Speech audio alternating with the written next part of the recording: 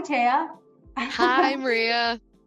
Thanks so much for chatting with me a little bit about The Morningside. I feel like it's a great novel that could lend itself really well to high school and college readers. And I just thought I could ask you a few questions that might be of interest to educators and their students. That's fantastic. I'm so happy to be here. So I am curious, when did you first want to become a writer? And then when did you identify as a writer? Is that something that happened early on, or did you have to kind of pass some certain threshold where you were like, now I'm a That's a great question. I started writing when I was a kid, when I was about 8 years old. My first language wasn't English. I was born in the former Yugoslavia, and I spoke Serbo-Croatian for the first 7 years of my life. And then when the war started there, we left and went to Cyprus, and then to Egypt. And I was in the British school system there. And that was when I first started to learn English.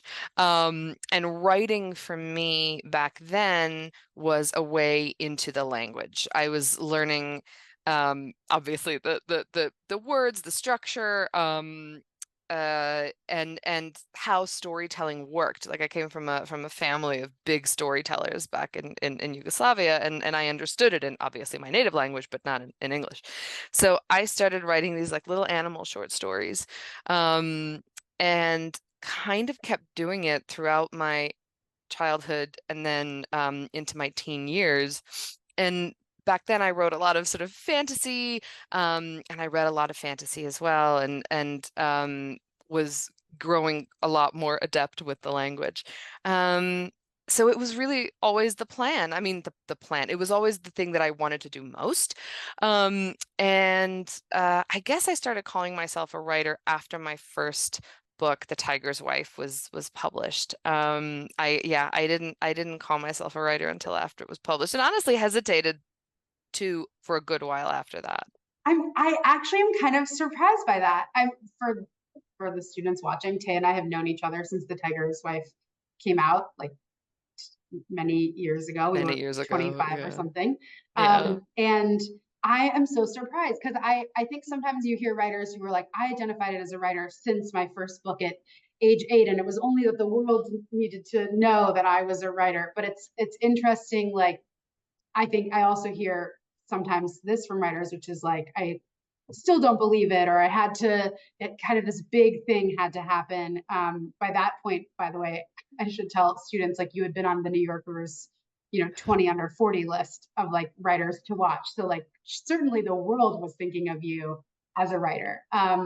So speaking of your path of becoming a writer, you received your MFA and you also have taught in several MFA programs. And I'd love for you to kind of talk a little bit about what that experience is like. Do you feel like it's necessary, a necessary skill, or a nice, luxury on the way to becoming a writer, and just kind of how you think about advanced schooling when it comes to writing? That's a great question. Well, there's a couple of things, right? One is I come from an immigrant family, and in my family, like schooling was like your job until you were like an adult and had a real job. Schooling was your job. So if you wanted to pursue something, it was generally understood that like you would get all your schooling for it. So if there was like an opportunity to get a graduate degree in the field that I wanted to pursue, right, which was creative writing, I had to pursue the degree Mm. all the way to the terminal point.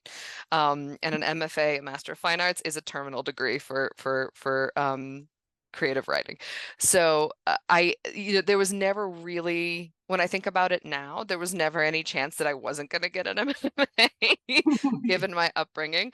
But I don't think it's entirely necessary, an entirely necessary part of becoming a writer. I know loads of writers who did not go to graduate school because they felt that it would be too stifling. I think some of the concern about going to graduate school as a writer or an artist of any kind is that you will kind of begin to warp your style in order to conform with what's around you, right? That like you will have that the influence of talking about your work and sort of this hermetically sealed environment will lead you to become a different kind of artist, maybe not the kind you want to be. So that's always a concern, and I totally get that.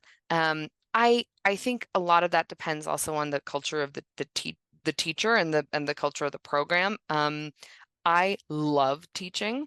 And one of the things that I always like, it helps me as a writer because it allows me to sort of keep my mind sharp about the vocabulary and the things that I'm looking for in other people's work. Then I take it home and I apply it to my own. I love Um, it's really and I think that that's, and that's also sort of part of why you should get an MFA if you want to. You get this, you get to be in a community of people who are obsessed with writing as you are, and who are also looking to form that vocabulary to talk about their work. Um, but uh, um, wait, no, I did the but part already. Is that right? that. The thing that a great teacher will do, I think, is, and certainly the great teachers who have taught me and the kind of teacher that I hope to be, is to give you the tools to proceed with your own writing practice by yourself when you're out of the program, right? Like, so this sort of lasting toolkit that you can go back to again and again and again when you're on your own. And that's sort of the hope. I love that. Is there a piece of advice you would give to a young writer, not necessarily about an MFA, but just in terms of kind of the, stick-to-itiveness that it takes to kind of become a writer, or just kind of anything about cultivating a creative practice over time that has resonated with your students? For sure. One of the best pieces of advice I can give is that there are no wasted drafts. That even projects that you don't finish or you feel are failing are teaching you something, and you should sort of you shouldn't stick with them through the end if you feel that something is no longer working for you on the page, but you should learn from it. Just because it isn't working doesn't mean there isn't something that you can glean from it. That's number one. And the other thing is, like, learn to love revision.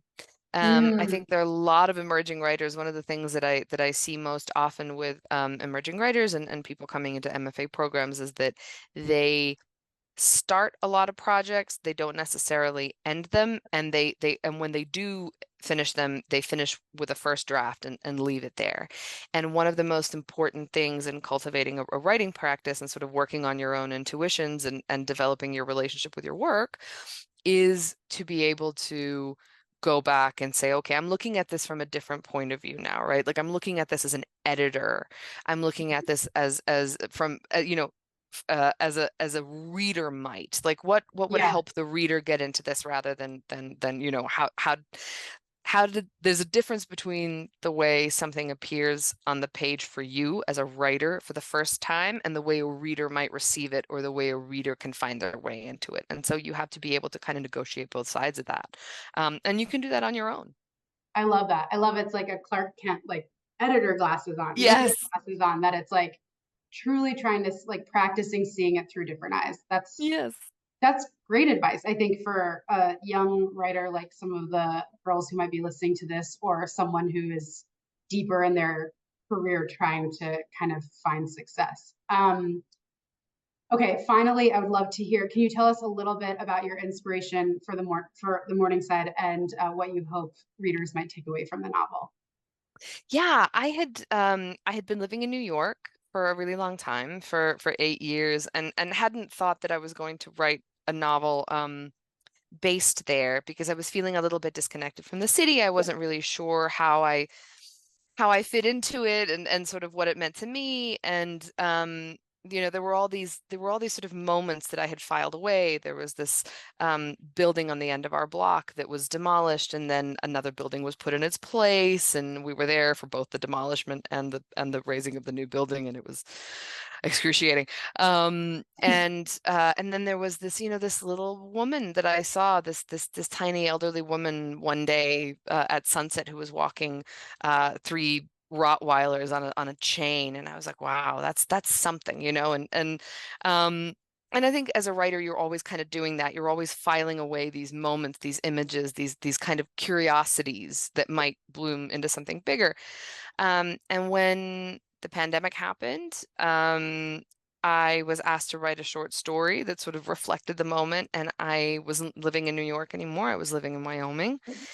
And I think through my nostalgia for the city, I felt my way back to those impressions and put them together into a short story. I had thought they might be a novel, and I wanted to see if they would work as a short story first. And that was how I met Sylvia. I didn't know who the narrator who was going to put all this stuff together was going to be, but when I started writing that short story, she appeared on the street with her mom, walking towards the building. Right, like I saw the building first, and then I saw her. And I wanted to know her, I wanted to know what she was doing there on that street. What was the situation with the city? Why weren't any of the lights on in the other apartments? And I think that's how novels often start for people, with these questions that you yourself want to answer, right? And then they become relevant in this larger narrative that you're building. Um, so that was my way in. And what do I hope readers will take away from the novel? I believe that there are as many versions of a novel as there are readers of the novel. Mm, That's something that I think that's a philosophy espoused by many writers. I first heard it from David Mitchell, the brilliant David Mitchell, whom everyone should read. Um, I I think the sort of suitcase of emotions and previous reading that every reader has done in their past lives influences the way they experience every book. yeah. Um, but one of the things so it's hard to like shoot for a specific, but um, some of the questions I hope readers will ask are, you know, what does it mean to belong? Um, how might climate change spur some of the injustices and inequities that already exist in our society? Um, how does belief work? And how do we carry the stories of the past that are supposed to, how are we good stewards of stories of the past that are supposed to live in us?